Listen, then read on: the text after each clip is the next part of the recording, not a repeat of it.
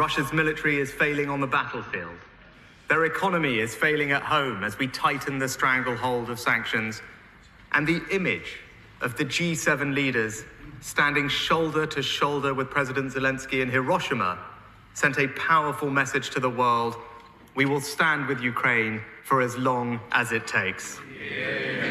This is my first video update from Nicosia, Cyprus on this Thursday morning, May the 25th. Let's talk about some news, and let's start things off with a New York Times article which claims that Ukraine intel officials were behind the drone strike on the Kremlin, the failed assassination attempt on Russian President Vladimir Putin. The New York Times article has the title, "Ukrainians were likely behind Kremlin drone attack, U.S. officials say." American spy agencies do not know exactly who carried out the attack this month, but suggest it was part of a series of covert operations orchestrated by Ukraine's security services. So, a couple of days ago, we got an article saying that Ukrainians were behind the Nord Stream pipeline sabotage. And now we have an article from the New York Times saying that it was Ukraine that was behind the Kremlin drone strike, the failed assassination attempt on Russian President Vladimir Putin. And the New York Times article, it claims that at first U.S. intel officials thought that this was some sort of Russian false flag, and then they got this intercepted Ukraine officials' chatter and their discussions that they intercepted, which indicate that Ukraine intel agencies were the ones that were behind the assassination attempt on Russian President Vladimir Putin. But the New York Times is very careful to not implicate Elensky. They say in this article that many times Elensky is kept out of the loop as to these plots and plans that the intel agencies in Ukraine cook up. They don't close the door on Elensky involvement. They do leave open the possibility that Elensky might have been in the know, or might have been the one that ordered this failed assassination attempt. But in the article for now, the New York Times, they say that most likely Elensky was not involved in this drone strike. But I find it interesting that over the past couple of days, we've seen articles from the collective West media blaming Ukraine for Nord Stream, now blaming Ukraine for the Kremlin drone strike. I think it's really interesting that you're seeing collective West media openly call out Ukraine for these operations and these actions. And you have a Welt article, an interview actually, that came out from the German publication Welt, where they interviewed the deputy head of the Ministry of Defense, Mr. Skibitsky. And this guy, he told Welt that the Ukraine Ministry of Defense and the intel agencies, they are actively trying to assassinate Russian President Vladimir Putin. And not only Putin, they're trying to assassinate all kinds of Russian officials, as well as Prigozhin. Actually, he said that Putin and Prigozhin are their top two targets for assassination. And this deputy minister, he says that Putin is aware of Ukraine's assassination attempts, and that Putin is running scared. That's what he wanted to imply, that the Russian president feels the walls closing in on him, the noose tightening on him, as the Ukraine intel services and the Ministry of Defense actively work to take out the Russian president. And I doubt that Putin is too worried about Ukraine saboteurs. I'm absolutely positive that the Russian government, the the Russian intel agencies, and the Russian Ministry of Defense, I'm sure they're well aware that Ukraine and the entire collective West would want to take out the Russian president. I mean, Lindsey Graham, he's been on TV multiple times calling for the assassination of Russian President Vladimir Putin. We have an ICC Hague arrest warrant out for Putin. So I don't think any of this surprises Putin whatsoever. This is what happens when you're a very capable, competent, effective leader. The enemy wants to take you out of the game. Now, if you're a clown, puppet, comedian, incompetent actor like Elensky, well, the Russian authorities, the Russian government, they don't want to see Elensky go because he's such a buffoon. So Elensky's stupidity and his incompetence is actually what's keeping Elensky alive, because the great fear is that something happens to Elensky and he leaves the scene, and you actually get someone who's competent to replace him. So Elensky's stupidity, oddly enough, is what is keeping him in power for the moment. And while we're on the subject of disappearing leaders, disappearing commanders, where is Zaluzhny? Where is Ukrainian Commander Zaluzhny? Now, you had this Ukraine, I think she's like a Ukrainian activist slash, I don't know, I think celebrity or Instagram celebrity, whatever. She put up a photo the other day of her and Zaluzhny, and she tried, or maybe she was told to pass it off as evidence that Zaluzhny is alive. He's well and good because here he is with me, and she put it up on her social media, her Instagram. But it didn't fool anybody, because her followers and people that saw these photos, right away they realized that the photos that she had put up on Instagram were like 2-3 weeks old. So then she removed those photos, and then she came out with another post admitting that the photos that she put up with Zaluzhny were indeed a couple of weeks old.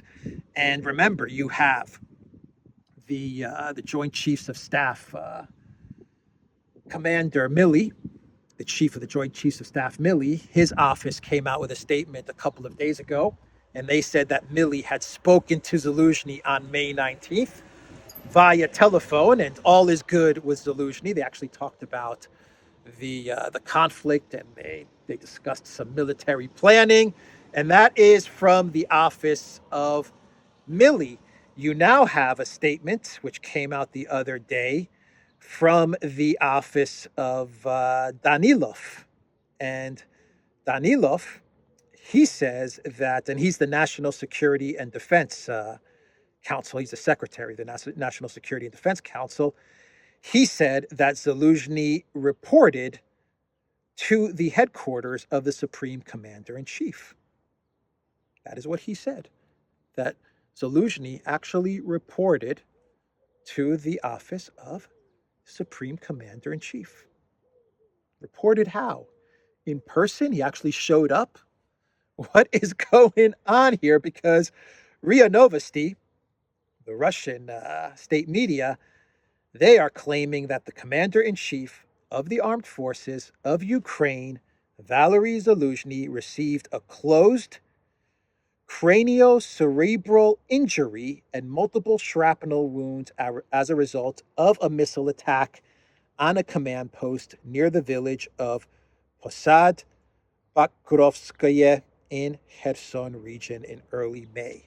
And RIA Novosti is claiming that Zaluzhny, after undergoing multiple operations, he will survive, but he will be incapable of performing his duties as commander of the Ukraine military.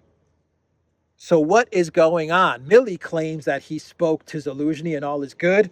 Danilov, the head of the Secretary of National Security, he claims that Zaluzhny actually reported to the offices of the commander-in-chief. I imagine that means Elensky, I guess. Is that what Danilov is saying? That Zaluzhny reported to Elensky the other day? But you have RIA Novosti coming out, and they are saying that Zaluzhny is out.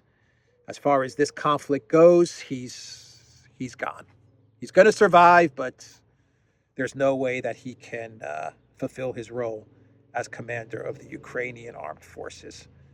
What is happening with this Zaluzhny story? Let's talk about the Belgorod incursion and do an update on what is going on there, because we have a statement from Kirby, from John Kirby. He expressed the Biden White House's frustration over the Belgorod attack and the fact that you are now seeing photos of American weapons either taken by the Russian military or destroyed in Russian territory. And this is very, very embarrassing for the Biden White House. They're still sticking by the fuzzy images claim. We can't verify that these vehicles are American or these weapons are American, because the images look a bit fuzzy and it's not really clear to us that these are American vehicles or weapons. So they're still sticking by that narrative. But Kirby did come out with a statement. He had to come out with a statement and basically say that it's all Ukraine's fault. Once again, this is Ukraine's fault. So Nord Stream, Ukraine's fault. The Kremlin drone strike, Ukraine's fault. And the Belgorod incursion, Ukraine's fault. And this is according to Politico. John Kirby is very frustrated over the attacks. And this is what he said during a press briefing on Wednesday, and I quote, "We've been pretty darn clear that we don't support the use of US-made equipment for attacks inside Russia. We've been clear about that with the Ukrainians. I won't get into private discussions that we're having with them, but I think we've been nothing but consistent about our concerns in that regard." We've been telling the Elensky regime, take our Humvees, take our missiles, take our drones, but don't you dare attack inside of Russian territory. Deal? Deal. Pinky swear? Pinky swear? All right. Deal. It's just ridiculous, man. It's ridiculous. So they blame Ukraine for the Nord Stream pipeline sabotage. They're blaming Ukraine for the Kremlin drone strikes, and now they're blaming Ukraine for the failed, botched Belgorod incursion. And the White House, they had nothing to do with any of this stuff. But they pinky sweared. They pinky sweared that they wouldn't attack inside of Russia.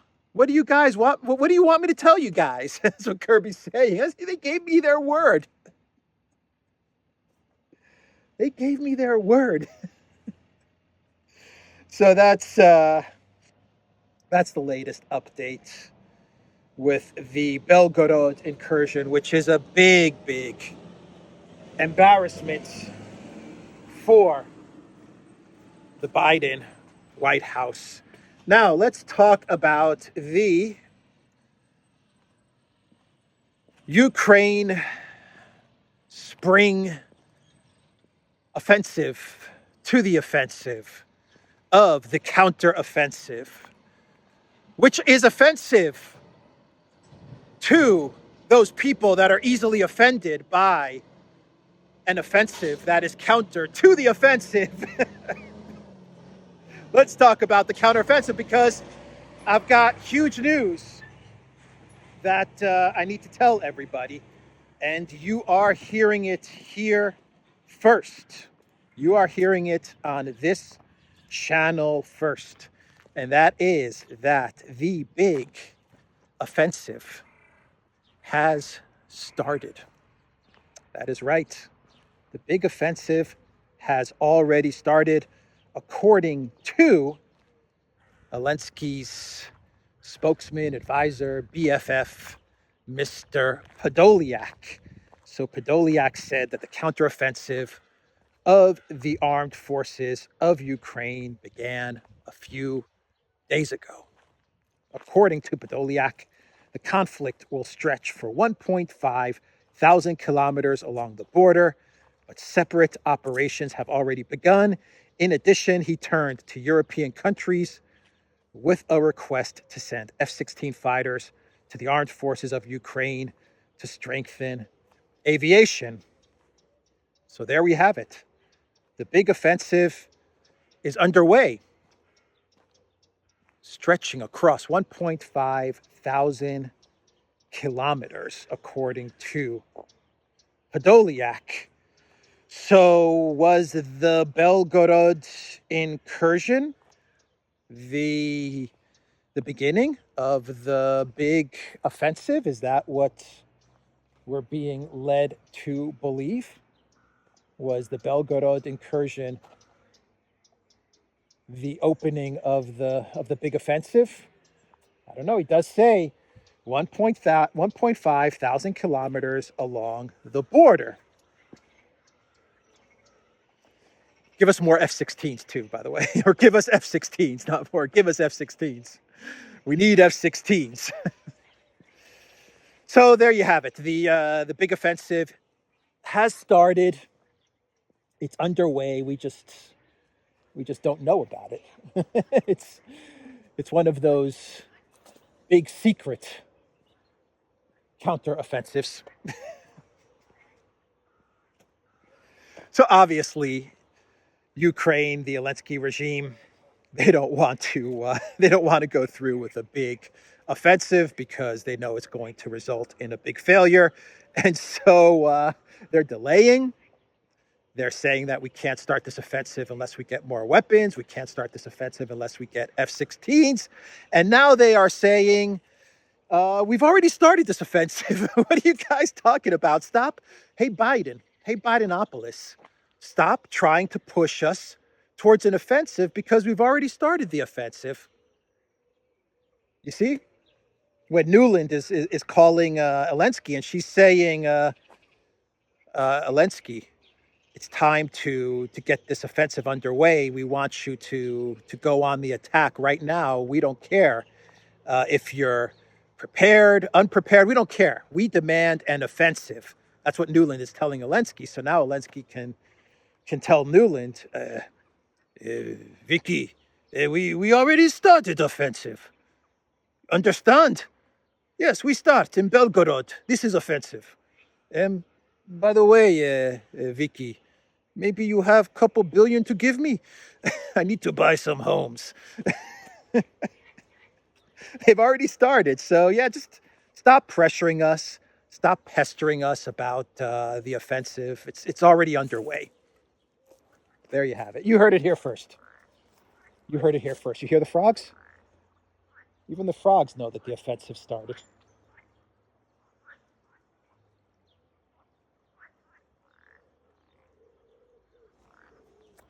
Those are the frogs saying, we know the offensive is underway. So that is a statement from Podolyak. Boy, they're doing their very, very best to try and avoid a real attack towards Russian forces. I mean, they are trying their absolute best to avoid this. Sirsky is also missing. Zaluzhny's been taken out of action. Elensky is more time outside of Ukraine than in Ukraine. And Elensky made an announcement the other day saying that he's going to be taking more trips. That's what he said. He said, I'm going to be traveling again very, very soon. So he's got a whole bunch of trips lined up as well. Podolyak now saying, we've already got an offensive going on, so just get off our backs. This is a complete freaking disaster. And you know the Biden White House, Nuland, Blinken, Sullivan, Bidenopolis, they're all like Austin. They're all like, just do a damn offensive. That's what they're telling Ukraine. Just get on with it and do an offensive. We don't care. We need an offensive. But we need F-16s. Well, you'll get the F-16s. Now do an offensive. That's basically what's happening here. So that is the latest on the big spring, winter, fall, spring, winter Ukraine offensive. So let's now do a couple of clown worlds. And boy, do I have some good clown worlds. Today, some really, really good clown worlds.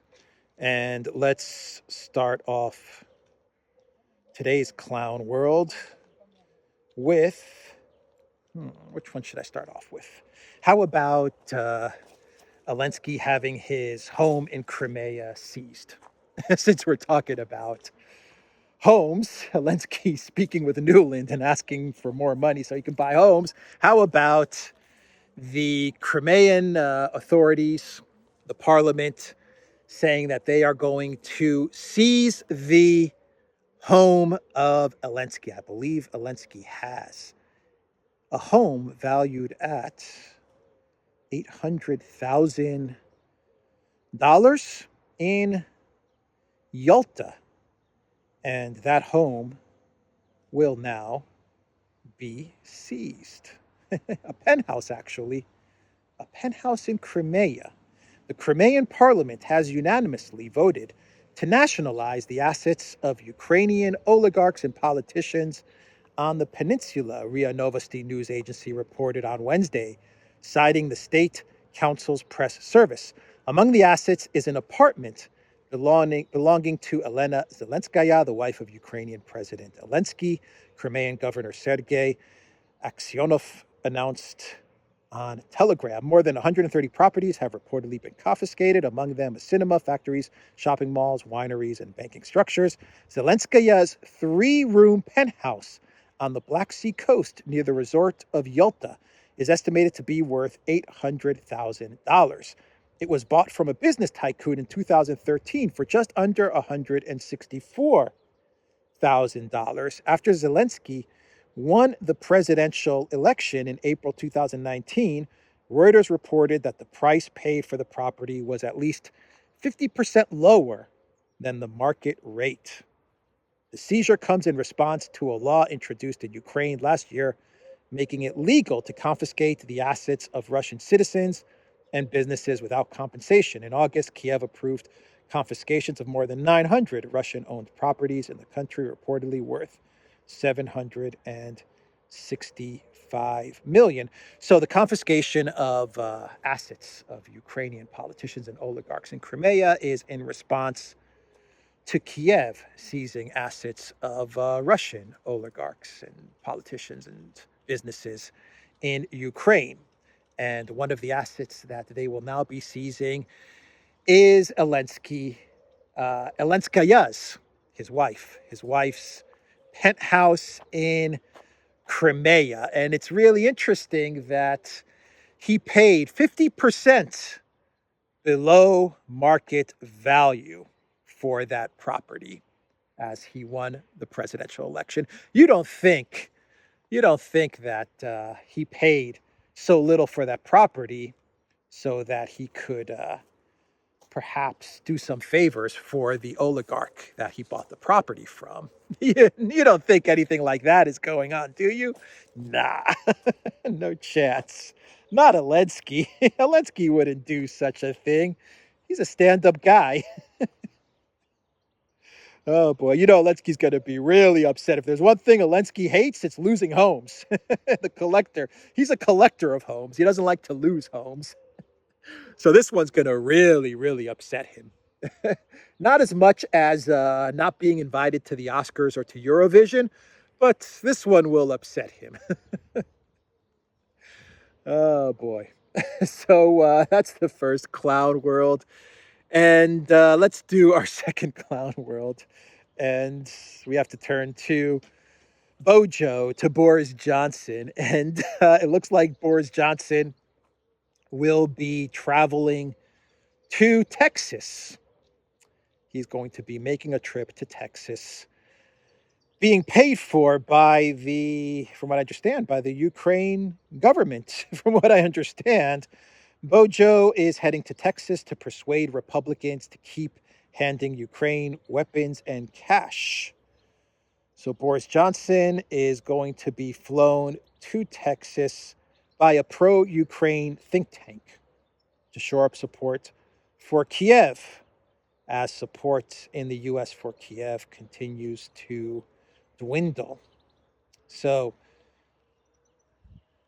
Texas will be welcoming Boris Johnson. I think his first stop will be Dallas, Texas, to try to convince the people of Texas to continue to hand over their money to Elensky.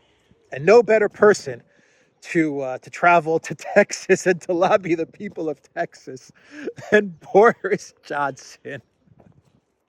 Oh boy, I'm sure the people of Texas are going to look at Boris Johnson. They're just going to be like, get this clown out of here. Get this clown out of our state. Like right now. Anyway, that's Boris Johnson. He remains faithful to the Ukraine cause, to the grift, the Ukraine grift, and he's getting all of it paid for by Ukraine think tanks, pro-Ukraine think tanks. They're paying for Boris's travels around the U.S. Quite a good gig that Boris Johnson has landed. So that is the video, everybody. TheDuran.locals.com. We are on Rockfin, Rumble, Odyssey, BitChute, and Telegram, and go to the Duran shop. 10% off. Use the code Good Day. And before I forget, stick with me for a couple of minutes before I forget. I don't have an update on Gonzalo, what's going on with Gonzalo. This is not really an update because I just don't have information, and I know a lot of people are asking the Duran about any information with regards to what is happening with Gonzalo. But I will say this, that I have received some emails from U.S. citizens who have written to their state representative, their representative in Congress, and they are saying that they have seen some acknowledgement. I don't want to say results, but acknowledgement from their representative in Congress of Gonzalo's plight. And I think that's a good thing. So if you are in the U.S., if you are a U.S. citizen, another thing that you can do to help bring attention to what is happening with Gonzalo is to contact your state representative and just let them know that you would like them to press on the Ukraine government or on the U.S. State Department or whatever they can do to try and get Gonzalo released or deported out of Ukraine, which I think would be the most logical outcome. I think that makes the most sense. The Ukraine government, they don't like what Gonzalo says. Fair enough. Don't arrest him. Deport him out of the country, and I think that would be the best way for this to resolve quickly. So that's just my thoughts. I think that's the most fair and the quickest way to resolve this and to release Gonzalo. And the Ukraine government, they have the right to deport him. And that's all I have, to be quite honest. I don't have any other update as to what's going on there. But definitely, if you are a U.S. citizen, then from what I understand, writing your representative in Congress is a good route to take in order to help Gonzalo out. All right, that is the video, everybody. Take care.